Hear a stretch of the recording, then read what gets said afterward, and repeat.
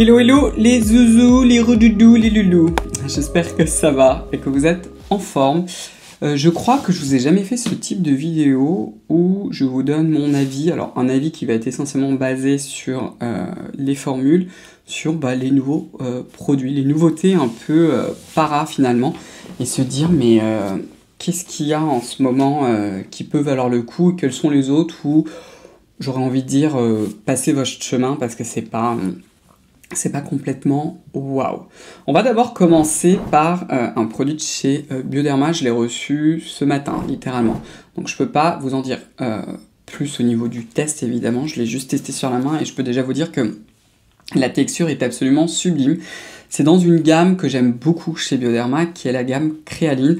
Je vous avais déjà parlé de leur sérum, le sérum Créaline, qui est absolument génial. Si vous cherchez un sérum en émulsion pour hydrater et apporter un léger boost de nutrition le matin, ceux qui commencent à faire un peu plus froid, mettre par exemple sous un solaire, le sérum de chez Créaline, c'est go quoi.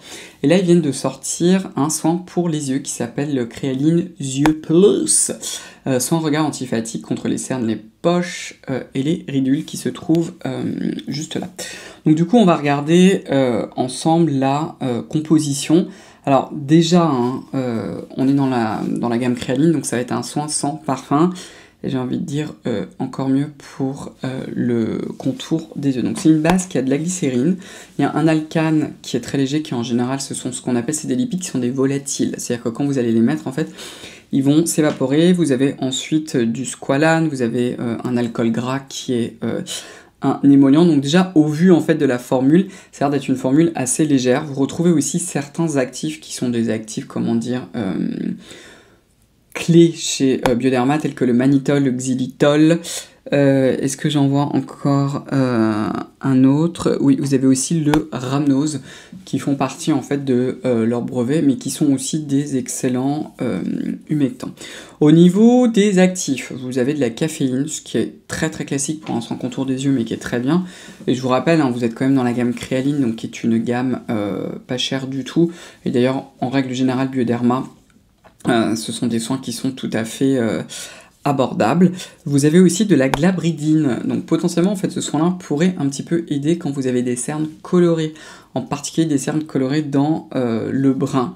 Dans le couleur brun, vous avez aussi un petit peptide, je ne sais plus exactement à quoi il sert, vous en avez même deux, c'est acétyltétrapeptide 5, et le dernier c'est palmitoyl tétrapeptide 10. Je vous avoue qu'en préparant la vidéo, je n'ai pas revérifié. J'ai testé un peu la texture qu'on va regarder ensemble, donc vous voyez c'est un petit tube, tout ce qui est de plus classique. La texture est très très agréable. Ça fait un bout de temps d'ailleurs que chez Bioderma les textures sont assez waouh, mais regardez ça. Ça fond, ça glisse beaucoup, extrêmement important pour un soin contour des yeux. Vous avez vraiment un glissant, on a l'impression même qu'on a comme des billes de silicone qui sont maintenant interdites, vous en avez pas. Pour des raisons écologiques, il n'y a aucun problème pour la peau. Mais ça c'est vraiment important pour justement bien masser le contour des yeux sans le tirer. Donc la formule est vraiment top. Et j'ai l'impression qu'ils ont réussi vraiment à trouver ce ratio entre avoir la masse d'humectant pour vraiment repulper le contour des yeux et en même temps avoir une nutrition qui soit là pour conserver l'hydratation au cours de la journée, mais en même temps que ce soit pas trop gras pour la journée.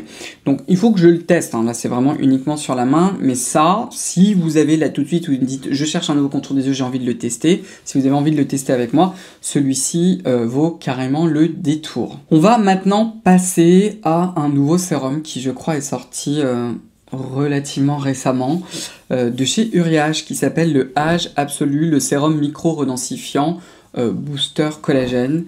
Alors vous allez le voir, le produit il est très très beau parce que en fait ce sont une forme d'émulsion particulière où on utilise en fait de la microfluidique. Je suis presque sûr, mais ils ne me l'ont pas dit évidemment chez Uriage, mais que ça a été fait par une entreprise française qui se trouve à Marseille. Leur nom m'échappe, mais ça va me revenir, Calcom, je crois qu'il s'appelle, ou un truc comme ça. Je vais vous l'écrire si ça me revient. En fait, leur spécialité, c'est de faire en fait toutes ces émulsions avec des petites billes de lipides resuspendues. Alors c'est très très beau à voir. Est-ce que maintenant c'est un effet waouh, évidemment? Est-ce que c'est forcément incroyable au niveau de l'efficacité? Non, pas forcément. Après, comme d'habitude, tout dépend de ce qu'on met dessus. Alors quand on regarde le marketing, j'avais envie quand même de lire le truc, ça s'appelle le sérum âge absolu, hein. La gamme âge absolu chez eux c'est leur gamme anti-âge, ils vous disent que ça redensifie la peau avec un double boost de collagène, donc il y a des microsphères boosters de collagène avec des peptides pro-collagène, et il aide la peau à augmenter son taux de collagène grâce à un boost X6 de pro-collagène effet repulpant immédiat. Bon, on sent qu'entre temps il y a eu le service marketing qui est pas là. Et je me demande, parce que je vais vous en parler après, s'il n'est pas fait un peu en miroir avec le dernier sérum de chez Filorga, un petit peu au niveau des claims, parce que ça y va, si vous voyez ce que je veux dire. On a un peu l'impression que c'est un effet waouh. Et vous avez aussi, j'aurais pu vous en parler, le nouveau sérum de chez Eucerin, Epigéline ou Epicéline, ou un truc comme ça, enfin à base d'un ingrédient qui potentiellement est intéressant, mais je trouve franchement pas le reste de la formule particulièrement intéressant. Bref, donc on va regarder ce qu'il y a dedans maintenant. La base du sérum en soi est pas du tout inintéressante. Vous avez de la glycérine et de la bétaïne. Ça c'est un truc que j'aime beaucoup chez Uriage. Vous retrouvez aussi ce genre de formule ultra humectante dans leur gamme Cica Daily. Vous avez le gel pour tous les jours ou alors vous avez aussi la crème. Et même leur sérum où j'ai l'impression qu'ils ont un peu revampé. Et je trouve que la base formulatoire, en particulier le côté humectant, est ultra intéressant et ça me fait très plaisir de voir de la bétaïne, qui est un humectant qu'on retrouve dans beaucoup de produits coréens et qu'on retrouve pas forcément souvent dans les produits de soins en fait de para, donc ça c'est très bien. On va retrouver aussi une phase grasse que vous allez retrouver en fait dans les petites sphères, et c'est là aussi où il y aura un rétinoïde qui est le rétinyl palmitate que vous allez retrouver. Le rétinyl palmitate, et s'il y a un petit peu un mélange des genres sur le site en mode rétinol, etc., je suis là, non, ce n'est pas la même chose. Ça a une activité antioxydante, donc c'est pas du tout inintéressant. Je ne sais pas à quelle concentration il est, ce n'est pas indiqué à ma connaissance sur le site internet. Dans la base grasse, vous avez par exemple caprylique, capritriglycéride, tout ce qui est de plus classique. Vous avez également un petit peu de beurre de karité. Vous avez aussi, à chaque fois j'oublie le mot en français, mais ça s'appelle Mead Foam Oil, qui est une huile assez particulière qui n'est pas inintéressante. Vous avez aussi de l'huile de tournesol. Donc la base lipidique est aussi assez intéressante et la base humectante aussi. Donc là la différence en fait c'est qu'au lieu de faire une émulsion classique ou de faire un sérum liquide en émulsion, et ben en fait c'est que vous allez avoir les petites sphères et en plus c'est assez joli. Je pense que c'est aussi pour ça qu'ils ont choisi un packaging transparent. Donc si vraiment vous voulez absolument le tester, s'il vous plaît, vous ne le gardez pas à côté d'une fenêtre. Vous me l'enfermez dans le noir. Hein. Ça, c'est vraiment un truc important. Au niveau des actifs, après, alors c'est vraiment en bas de la formule, après l'acide hyaluronique. Donc, bon, pareil, il n'y a pas les concentrations, donc je ne peux pas vous dire. On retrouve un dérivé de la vitamine C qui s'appelle ascorbyl tétraisopalmitate. J'imagine, et je ne pense pas que ce soit dans des concentrations complètement démentes. Et on retrouve aussi un peptide à la fin qui est le tétrapeptide 4. Vous avez aussi d'autres extraits. Il est vendu sur le site à 49,50, on va dire à 50 €. Est-ce que c'est the truc à tester?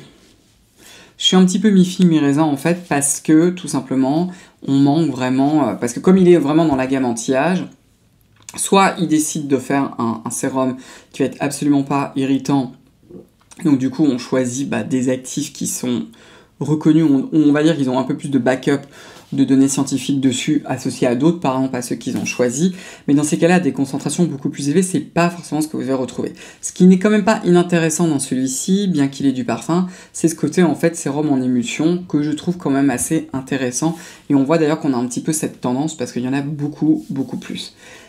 À vrai dire, pour le prix, si là, comme ça, là, on commence à se parler, est-ce que moi, je vais vous dire d'acheter celui-ci? Non, je vais vous dire, par exemple, vous avez la foudroyante, qui est vendue comme une crème, mais vous pouvez vous en servir comme un sérum de chez Garancia.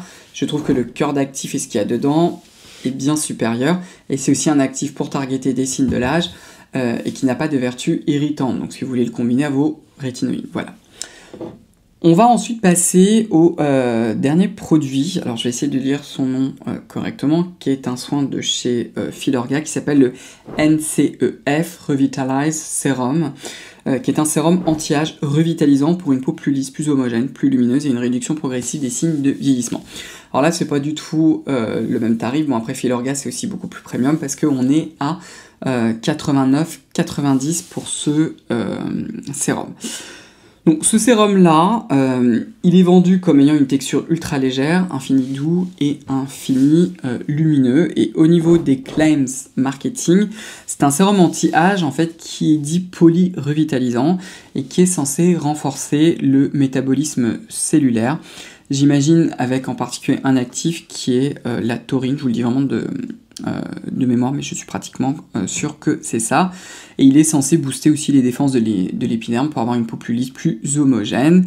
Et il est inspiré des injections anti-âge revitalisantes. Alors j'imagine en fait que l'idée c'est de faire de la mésothérapie. Je sais pas si vous savez, mais Filorga, ils ont toute leur gamme de soins cosmétiques, mais ils ont aussi une gamme qui est dédiée aux médecins esthétiques, dont des fillers. Et ils ont aussi ce qu'on appelle un petit peu des boosters, c'est-à-dire de la mésothérapie. On injecte tout ça au niveau de l'épiderme et du derme pour un petit peu donner un coup de fouet à la peau. Donc c'est un petit peu l'idée en fait derrière ce sérum. Alors dans ce sérum-là, finalement, qu'est-ce qu'on trouve ?